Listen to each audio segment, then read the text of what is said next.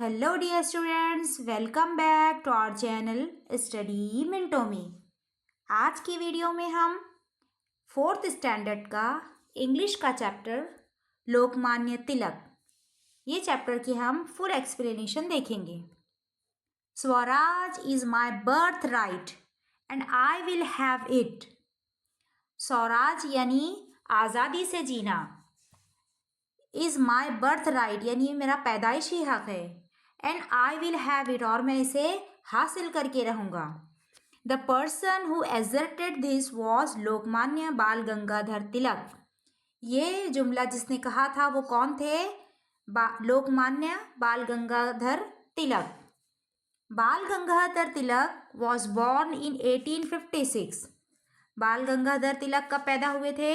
1856 में। At that time the British ruled over India. उस time पर अंग्रेज जो है तो हमारे मुल्क पर हुकूमत करते थे। People did not like this British rule. और हमारे जो हिंदुस्तानी थे, जो भारतीय थे, उन्हें अंग्रेज़ों की हुकूमत बिल्कुल पसंद नहीं थी। They agitated against the British government, और वो उससे नफरत करते थे। Lokmanya Tilak inspired a national spirit among the people. और उस टाइम पर लोकमान्य तिलक ने क्या किया था?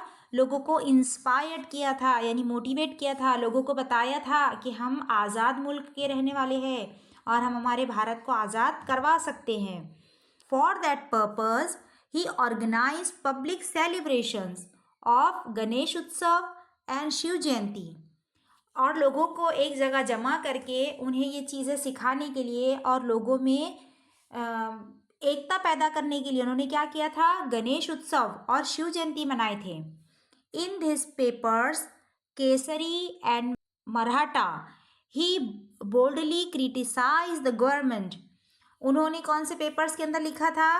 केसरी पेपर के अंदर एंड मराठा और केसरी के पेपर्स के अंदर उन्होंने बहुत अच्छे से और एकदम बहादुरी से क्या लिखा था? क्रिटिसाइज द गवर्नमेंट, यानी गवर्नमेंट को उन्होंने बताया था कि हमको आपकी हुकूमत कबूल नहीं है, हमको है ना हमारे भारत को आज़ाद करना है। क्या बोलेंगे हम उसको? और एक वर्ड हमारे पास होगा, नुक्ताचीनी करना या उसके खिलाफ में बोलना, गवर्नमेंट के खिलाफ में। जो ब्रिटिश गवर्नमेंट हमारे भारत पर जो हुकूमत कर रही थी उसके खिलाफ में उन्होंने बहुत हिम्मत से और बहादुरी से हुकूमत को क्रिटिसाइज किया था। The British government asserted Tilak and put him in prison. और स्टूडेंट्स उस टाइम पर गवर्नमेंट क्या करती थी? जो अंग्रेज जो थे तो वो कोई भी अगर नागरिक आज़ादी के लिए या अपने भारत देश के लिए अगर कुछ कहता था या कुछ करना चाहता था तो वो उसे उठाकर जेल में डाल देती थी, यानी वो एक है ना तो हमारे ऊपर जुल्म करते थे उस टाइम पर। But Lokmanya Tilak continued his struggle for Swaraj even after he was released from prison. लेकिन हमारे जो रहनुमा थे, जो हमारे लीडर्स थे, ग्रेट लीडर्स थे, जो हमारे आज़ादी के लिए जो जद्दोजहद कर रहे थे, उन लोगों ने हार नहीं मानी थी। अगर ब्रिटिश गवर्नमेंट उनको अगर कितनी भी सजाएं देती या फिर उन्हें जेल में कैद भी कर देती तो वो क्या करते थे? वापस आने के बाद में फिर अपने काम शुरू रखते थे और फिर स्ट्रगल यानी कोशिश करते थे। तो लोकमान्य तिलक ने भी क्या किया था? प्रिजन से यानी जेल में से वापस आने के बाद फिर उन्होंने स्ट्रगल किया था स्वराज हासिल करने के लिए, और फिर उन्होंने इस काम के लिए बहुत मेहनत भी की थी। ही spent all his life in the service of nation. और इस काम के लिए उन्होंने अपनी पूरी ज़िंदगी लगा दी थी। ऑल हिज लाइफ यानी पूरी ज़िंदगी, सर्विस ऑफ द नेशन, अपने मुल्क की खिदमत के लिए उन्होंने अपनी पूरी ज़िंदगी त्याग दिए थे। अब हमारा सेकंड जो लीडर है हमारी वो है Savitribai Phule. Today we see that girls go to school. आज क्या देखते हैं हम कि लड़कियां स्कूल जाती हैं, colleges and excel in every walk of life along with man. यानी लड़कों के साथ या आदमी के साथ कदम से कदम मिलाकर आज औरतें भी है तो स्कूल, कॉलेजेस और सर्विस के लिए घर के बाहर जा सकती हैं, बहुत सी जगह काम कर सकती है, डॉक्टर, इंजीनियर, टीचर्स और ये सब डेजिग्नेशन हासिल कर सकती है। But this was not always so. लेकिन ये हमेशा ऐसा नहीं था। In the past, women and the downtrodden section of the society did not have the right to education.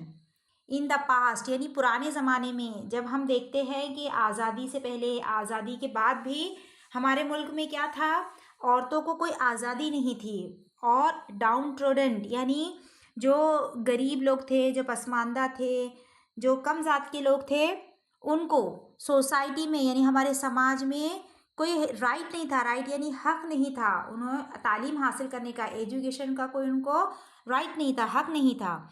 They were not allowed to work in any important position, और उनको कोई भी अहम जगह पे बड़ी पोस्ट पर काम करने का भी उनको अलाउ नहीं था।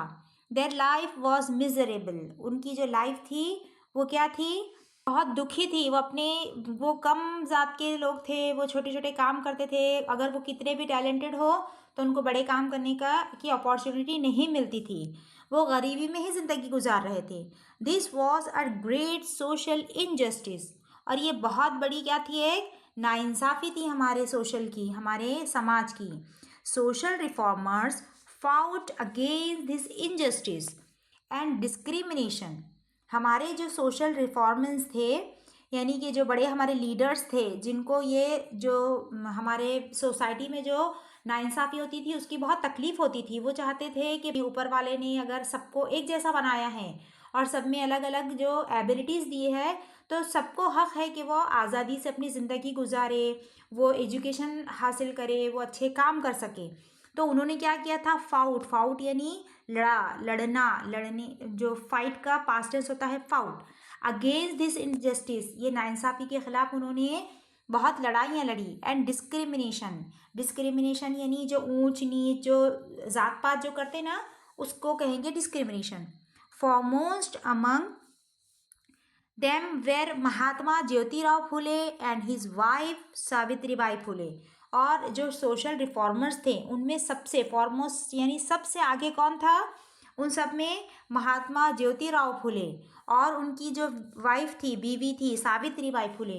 तो ये बहुत आगे थे किस चीज़ में, लड़कियों को, औरतों को, और जो दुखी लोग थे, जो गरीब थे, जो कम ज़ात के लोग थे, उन्हें एजुकेशन का राइट दिलाने के लिए ये बहुत आगे आगे थे। Mahatma Phule started the first school for girls in Pune in 1848। Mahatma Phule ने सबसे पहला जो स्कूल खोला था वहाँ, वो कहाँ पर था, पुणे में था, इन 1848, in the face of great social opposition. और उस टाइम पर उन्हें जो हमारे सोसाइटी की अपोजिशन यानी उनकी मुखालिफत, वो जो अपने अगेंस्ट हो जाते ना, वो बहुत बर्दाश्त करना पड़ी, फेस करना पड़ी। At a time when women were not allowed to read and write. और वो टाइम कैसा था कि लेडीज़ को, औरतों को रीडिंग और राइटिंग बिल्कुल अलाउ नहीं था। लड़कियां, औरतें सिर्फ घर के काम करती थी और घर में ही रहती थी। Savitribai became the first women to teach in the girls school. और उस टाइम पर सावित्रीबाई फुले लड़कियों को पढ़ाने के लिए, गर्ल्स को पढ़ाने के लिए पहली लेडीज़ टीचर बनी। टू स्टॉप हर, अब उनको रोकने के लिए क्या हुआ था, पीपल क्रिएटेड मैनी ऑब्स्टेकल इन हर पाथ। अब उनके रास्ते में लोग अलग अलग तरीके के रोड़े अटकाने लगे, रुकावटें डालने लगे। They even through dirt and stones at her. अब वो क्या करते, सावित्रीबाई फुले जब स्कूल में पढ़ाने के लिए जाती तो लोग उनके ऊपर डर्ट यानी गंदगी, कीचड़ उछालते, कुछ ना कुछ उनके कपड़े गंदे कर देते। एंड स्टोन्स, और उनको पत्थर मारते, यानी स्कूल से घर और घर से स्कूल जाने के लिए भी उन्हें बहुत मुश्किल से गुजरना पड़ता। But she did not waver, लेकिन वो रुकी नहीं, डगमगाई नहीं। वो उनका जो मिशन था कि हम लड़कियों को एजुकेशन दिलाएंगे, तो वो उसके ऊपर डटी रही। She did not give up her noble cause. अब ये उनका जो मकसद था, उनका जो एम था, वो बहुत बड़ा था, इसलिए यहाँ पर क्या कहा गया, नोबल कॉज। तो वो उसको गिव अप नहीं किया उन्होंने, यानी उनका जो बड़ा एम था उसके लिए उन्होंने बहुत स्ट्रगल किए। Her nobility and courage will always guide man and women alike in the course of their life and career. उनका ये जो बड़ा एम था और उनका जो ये कदम जो उन्होंने बहुत हिम्मत से उठाए थे, वो ऑलवेज गाइड यानी हमेशा हमें गाइडेंस करेंगे किस चीज़ में? मैन एंड वुमेन, आदमियों और औरतों दोनों के लिए भी alike in the course of the life and career, अपनी ज़िंदगी में आगे बढ़ने के लिए ये हमें गाइडेंस प्रोवाइड करेंगे कि देखो हमारे ग्रेट लीडर्स ने, हमारे सोशल रिफॉर्मर्स ने किस तरह दिक्कतें उठाकर, परेशानियां उठाकर अपने काम को पूरा किया था। तो हम भी, हमारे जितने भी हर्डल्स आए, जितनी भी हमें परेशानियां आए, तो हम भी अपना काम, अपने करियर का काम जो है तो पूरा कर सकते हैं। हमें जो बनना है या जो भी चीज़ हासिल करना है तो हम उसे हासिल कर सकते हैं। आई होप स्टूडेंट्स आपको ये चैप्टर और इसका एक्सप्लेनेशन बहुत अच्छे से समझ में आया होगा। इसी तरह की वीडियोस देखने के लिए हमारे चैनल पर विजिट कीजिए। अगर आपको हमारी वीडियोस अच्छी लगती है तो आप इसे ज़रूर अपने फ्रेंड्स के साथ शेयर कीजिए। मिलते हैं नेक्स्ट वीडियो में। Thanks for watching.